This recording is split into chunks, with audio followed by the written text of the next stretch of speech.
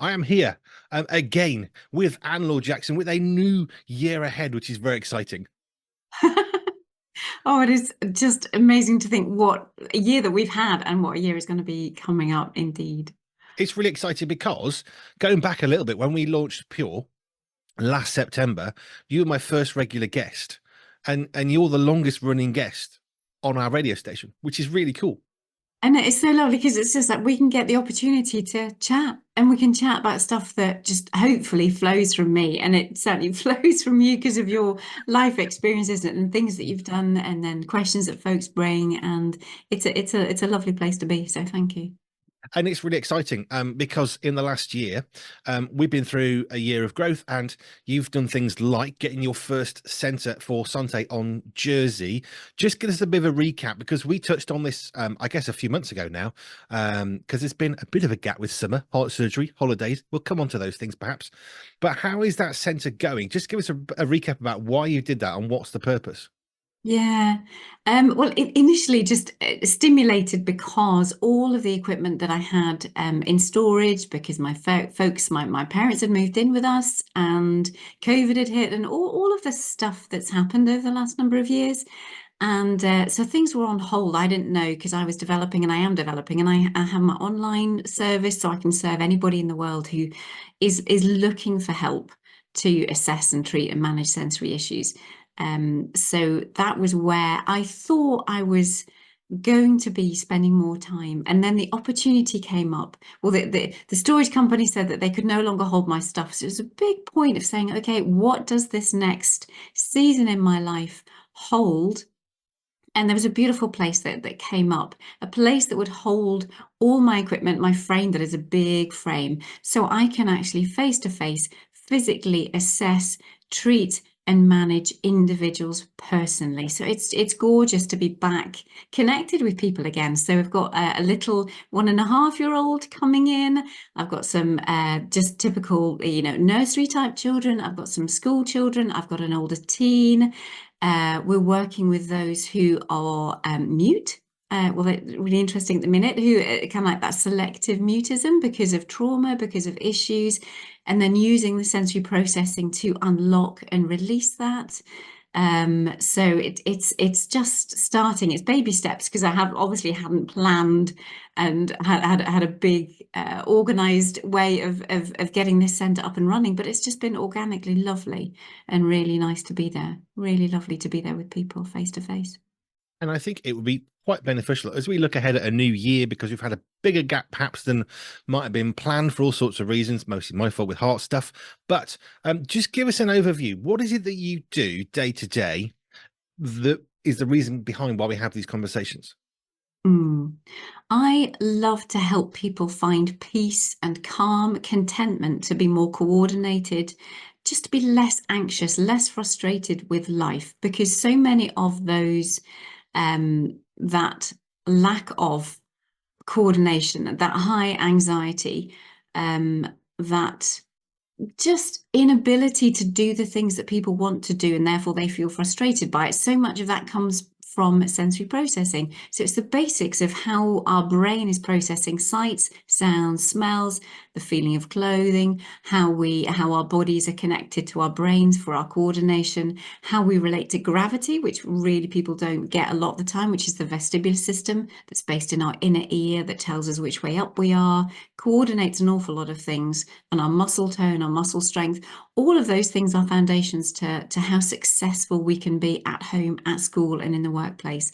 So that's what I live for, and help others understand the power of living in what I termed sensory health, which is being calm and coordinated and confident in life, and doing the things that people want to do. I have got curtains blowing madly. I'm going to keep talking as I send a little message for help. So the visual distraction is not helping your focus and concentration. Not really. I'm just sending a general help to the staff to for help, basically, because it's getting a bit mad. Okay, but you're Right. not getting the tactile, you're not getting the wind on your skin. It's just more the No. fact that you see the curtains blowing and therefore that's annoying you or Yes. distracting. Well, things are dropping around me on the floor, so Ah, it's not great. Oh, well, that's Thank good. you. Auditory wise, I'm not getting that distraction. So, Can you just close the windows? Because yes, I've got stuff just flying around the room at the moment, which is it's a bit distracting, which is, it's a useful point. There's doors opening and closing. There's one over there as well, please. So yes. So well, you're such a case in point. You always have been. It's kind of like I talk this stuff, I see this stuff, and you just live it. It's like, yeah, the wind's blowing, things are blowing over. I can't concentrate. It's yeah. I have no idea what you were just saying because I had cards flying around the room, which was a bit of a big distraction. I've got to be honest. There's now just there's a sea of stuff everywhere. But anyway, I'll fix that later. What were you saying? I was just saying what you have experienced. Oh, And the okay. fact that, we want to do things that we want to do. You want to concentrate on your radio show, but you can't because actually the wind is blowing. You've got stuff flying visually. There's clutter. It just makes things disorganized. It's really hard for any of us It to does live now. in a disorganized space, regardless of what has prompted that. I don't go into pure psychology, but I do delve into the power of how our senses impact our focus, our coordination, our concentration, that feeling of being content, and at peace with life. You see, no matter how you try and plan for things, like opening windows a tiny bit, there are going to be gusts of life that come along and Mm. think, I know you spent ages putting these cards beautifully on a radiator just to my left, but you know what? We're going to throw them all over the room. And that's what happens in life, though, isn't it? It does. It does. And that is why we can't be so structured. People come to me, and I'm just literally off a call with another mum, and trying to just reinforce that what we do, because life is so unexpected, life is so unusual and different, and we just basically can't control it. We are not robots. Life is not robotic. We have to have enough flexibility in our nervous systems in order to be able to respond to life, in order to not just get wiped out by it. And that's a massive part of what I do, whether we're heading into physical health or spiritual health, mental health, emotional health, all underpinned by sensory processing. And it's when we get those foundations in place, we're much more able to be adaptable and flexible to things that get thrown at us, because life is always going to have things thrown at us. Or birthday cards. Or get well cards, which is why we need to be able to be in community and ask for people to help. I've just asked my team could you please come and stop the windows from destroying everything? But we can either get really controlling of, but these cards must be here and it's perfect and all the rest of it. But if we're not careful, they're going to get knocked. The window will blow. I mean, we're joking about it, but I've now got a mess on the floor. I'll clean that later. It's not stressing me out as such. It's just something I'll sort later. But actually, if we're not careful and we just try and make everything perfect, it's that cotton wool thing that we've talked about before, actually then it becomes a real issue, something that actually is not that important. And it isn't important that cards are on the floor. I'll pick them up later. But if we're not coping because the rest of us is in stress, Mm. all of a sudden those cards falling isn't just cards falling, this is our life falling apart. Mhm. Mhm. And that's where we need to find out those things that are particularly stressful to us, and the things that we can let go. And it's important to find those things, so that immediately, like you did, you reacted, you had to call the team to come and do it, because actually that was particularly not helpful to you at that time. But actually, cards on the floor you can cope with, and that's okay. You can focus on what you want to do. And But I do have a big studio light behind the monitor that was wobbling quite severely, which is why I needed the help. Oh, great. Sometimes we do need to act. Cards on the floor, they'll be fine. A Mm, studio light falling over, taking out a camera as it goes, and possibly a computer. We need to act. But actually, if we don't have capacity, and okay, there's a simple solution for next. I like being the example. It's fine. Next time, I'm going to Velcro tie the stand of my light to the desk, so it is mm, impossible to fall over. So we learn and we adapt, but sometimes we don't have that capacity. I know I can use a Velcro strap. I've got big rolls of stuff everywhere. It's brilliant. I can tie things down, but we don't always have that roll of Velcro to secure something, and we actually need to work in a different way. mm. And that's that adaptive response in clinic, in therapy. We would be looking for that adaptive response. It's just like, okay, under normal circumstances, this is what you might do, but that flexibility in thought, that flexibility in how your body moves, you have to do things slightly differently. So a similar thing, actually, my light, I have a stand-up desk. So of course I have a light above my desk, but when I press my little button that moves it, then my adaptive response is, I've got to get that light before it flies over, because actually if I strap my light to my desk, I'm going to cause real problems, because the height adjustable table that it is going to clonk, it's going to clonk my light. So we're always having these adaptive responses, and that's tiring and really effortful for some people.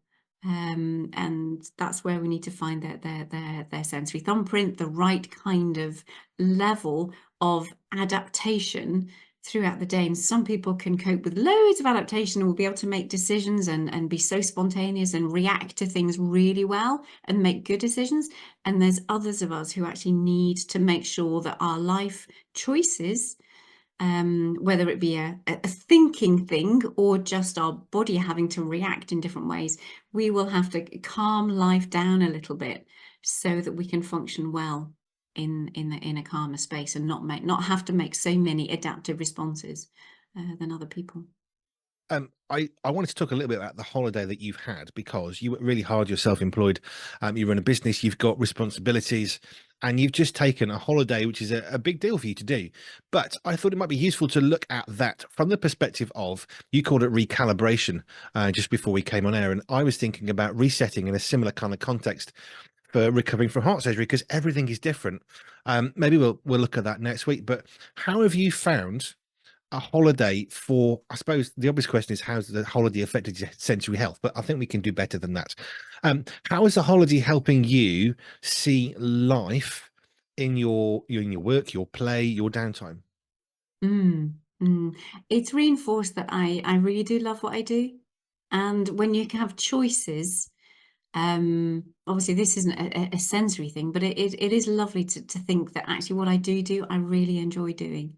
And I want to do it in a way that is as genuine as possible, as helpful as possible. And it's given me time to reflect and think, what do people actually need? How can I best help them? I mean, that has been the priority. It has been everything that I've done, but you need time to, you need space to think. I really do appreciate space to think. And I know before the break, it was always like my little 15 minutes in the sauna. They were precious times. But I am scheduling more time to process life generally, into my work life integration. And in fact, a new thing, I'm actually looking to see if, because the Hope Street, the centre that I have, that is great for doing actual therapy, but I'm looking to perhaps move out of the home with my office as well. It's interesting, post-COVID, lots of people are working from home. I've been working from home for the last 20 years, whereas I'm considering and I'm looking into actually working outside of the home, so that when I come home to be with a family, then it is just family time. And also for the noise, the auditory input of anybody else in the household, I am not here in the house, and anybody can come and be in the house and just be. And not, I don't have to worry about how the quality of the work that I'm putting out, because actually I will have or I'm looking to get a different space in which to actually run the business, run the therapy, run my Zooms from. So, I like the idea of the recalibration though, because one of the things that I found, I don't want to go into the heart surgery because I think it's a tangent today. But I found that because I couldn't do what I would ordinarily normally do on a day-to-day basis, or perhaps on a regular weekly basis, like these chats, all of a sudden my world looks slightly different. And actually it was really good because it reset some of the things that I would ordinarily do. And it got me thinking a little bit about sensory health, because my sensory health has been interesting, recovering from heart surgery. But mm, I was thinking particularly because you've had a holiday, and what struck me was, we look at the Bible. God designed us in a particular way, and he built in a seventh day of rest. Often people say, how long did God take to make the world? Well, 7 days. I suppose in a sense, yes, he did, because he took 6 days to make it and 1 day to rest with that 7 day week. But actually, a holiday, whilst it's not a biblical thing, people don't go on holiday in the Bible, that opportunity for rest and recalibration, which was, I think, yours is a better word than mine, that is important, because it helps us to recenter who we are and where we're going. And if you just keep going and going and going, you can find yourself walking into a wall because you're not really looking, because you're just going. Yeah, and it was like I didn't need a break from work. I've loved what I do, got a lovely balance, but it is that sense of just stepping back and having time to think about what life is about, what life is for, the best ways. What are the skills and gifts that God's given you? What are the best ways that I can use who I am and how I am, and what are the things that bring me pleasure? So that when I am well, then I can do what I do to the best that I can do it. So it's yeah, the recalibration is good, not because I needed a break from it. And again, I just think that seventh day rest, it isn't because it's you're working flat out for 6 days. It's just important just to stop doing what you do on 6 days a week, and gives you an opportunity to do things that are different and important on that seventh day. I love how you're saying you didn't need a break from work, but it was good to have time away from work to realize just how much you enjoyed the work that you do, because it's still work. You still have to turn up and meet somebody or talk to someone. It's still, you're sort of obligated at that point. That's why it's work, not, as much as it might be enjoyable, it's still a job. Mm. Um, how do you think it's going to be if you do, like, after 20 years of being working from home, how do Mm. you think it's going to feel potentially not? I think that's gonna be really weird. I do, because it's like that's the whole point why I set up what I do, how I do. You home educate your children. You're there, your husband, my husband always loved coming back into a household where I was there. This was even before children, that I was more home based and the kind of things that I was. Definitely having children just changed it completely. But he just loved me being there at the end of the day. Just that little something for him was really precious. So it would be, yeah, it's just nice for him. I think it'd be lovely for him to know that when I'm at home, I am fully present. I think that's going to be a big thing. Because of course, when I work at home, I've got my computer. I can take it downstairs. It's a lovely thing for me. But for the rest of the household, actually, when anybody comes into the household, I am there for them, whether it be friends, whether it be family, whoever comes in. I am quite looking forward to that. Although I love what I do at the moment, I think it'll be a real change. I do think it'll be a real change. I suspect so. 20 years of working from home, not working from home, that's going to be a big change. I'm going to be fascinated how that works. I'll just be interested. I'll tell you why, because I've got a 2 week holiday. So we started Pure in February 23. That was when we really began looking and researching. And me and the two older lads who are now part of, full time with what we do, we haven't really stopped for 18 months. Wow. And that's fine. We're not upset. We're not asking for sympathy. We love what we do. It's great. But at the end of October, we're having a 2 week holiday, and I'm going to stop for 2 weeks. So that might be a good session next week of things you can get me to think about what I need to do for 2 weeks so I can come back even better. Maybe we'll look at that next week. But it struck me just how we can work and work and work, but there is an importance to step back in order that we can have a better way of assessing what we're doing. Because otherwise, as I said, you can walk and walk and walk reading the newspaper Mm, straight into a wall, but actually put the work down for a bit. And it's not so much you don't like the work or you need time away from your colleagues or your job, but actually it helps you to refocus, recenter who you are, what you're doing, and I guess why you do what you do, other than the fact that you did it last week, so you'll do it this week and next week. mm. Actually, that time away gives you fresh motivation. Would that be right? Phew.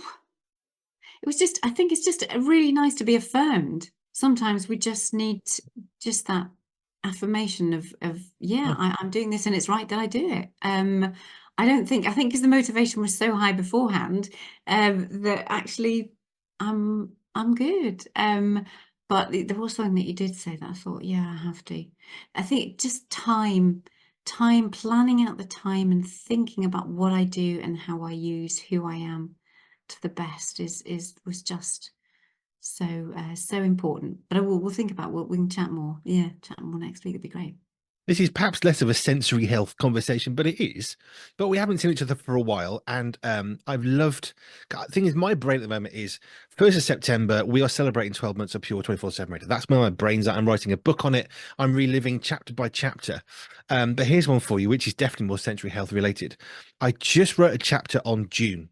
And in June, we went to a particular conference. At the end of that conference, someone bought me and my Tilda lads 3 pints of beer. I just prayed for 3 pints of beer because I had no money. And somebody then kindly offered it. And as I looked back on that photo, which will be in the book, there's me and my Tilda lads with a pint of beer each. And it was such a moment of pride. And as I sat here about half an hour ago, I was just crying as I looked at the photo. And it was just this joy and this peace sort of overwhelming. What is going on with the senses that I can see a photo and a memory for it to provoke such a vivid reaction 2 months on? Mm. The power of our visual processing and the associations that it has with our limbic system, and the joys and everything that comes along with a particular experience. That when you've got so much like thankfulness and desire and hope and prayer and just everything involved, and the visual system, you just see it, it recalls it, it goes straight into your limbic system, and it just opens the gateway to so much, and they are precious. And that's why I think we like taking photos, because if we don't have that visual memory, things just disappear off. Photo enables so much else to be brought to the fore. You might even be able to recall smells. You might be able to recall if you were at the seaside, like the seagulls, when you were having the beer, there's just different things that, although you're only using the visual sense, there are other things that will come along. You remember how cold it was or how warm it was. It's a full, the visual sense opens up so many other, and brings the fullness of that experience back, through unlocking the limbic system. I did remember the noise in the marquee, how hot I was because it was just a very hot environment. I remembered the smell of the beer, which was very nice. I remember the coldness on the plastic cup that we had. Mm. And I just remember all of that sort of came flooding back, which is why I guess if you're struggling with sensory health, little memory reminders is such a powerful way to, I suppose, is it relieving some of the strain of connecting an idea to something? If we've got an image connecting it, is that why that can be so powerful? Oh yeah, yeah. Because the visual system that's why screens are so important. Other things, but the visual system and having a picture, having a word, being able to see something means 10 times more than what if you're using your touch experience. That will link into memories in its own way, but the visual sense is incredibly powerful, and we really ought to be using prompts, visual prompts, pictures, so powerful, especially those within who have a diagnosis of autism. The visual system for them, and understanding time, starting, stopping, activities, reliving activities, or those with dementia for sure, the visual system pictures will unlock lots for them to express themselves. Um, mm. So you've had a holiday, you've been off from work. Is there a particular moment from the last 2 weeks where you just think, for my sensory health specifically, this moment right now is kind of a core helper, a core memory, I suppose, from the last few weeks you've had? I don't know if you knew this. My son took me one of my sons took me to a music festival, which happened to be heavy metal, which ordinarily would not be my festival of choice. I'm not even a massive festival goer anyway. But I thought, it's my son. Let's just do this. And I always wanted to check it out almost to see, what's like. I didn't know what was going to be going on.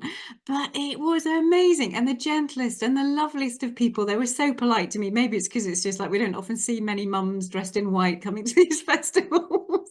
It's like, but it was a sense of the experience and being right at the front, because we queued up to be right at the front of anybody knows my Sugar or Animals as Leaders, you'll know the kind of like the intensity of their music, but the vibrations that were going through me, I've not experienced. I knew, vibrations are powerful and a big part of kind of like rock concert experiences, but this was on another level. So I actually had my backpack in front of me just to try and dampen down some of the vibrations. Not only did I have ear defenders, but I had ear plugs on the inside of my ear defenders, and I had the glasses on. because the intensity of the lights, Meshuggah, they're quite remarkable with their light shows.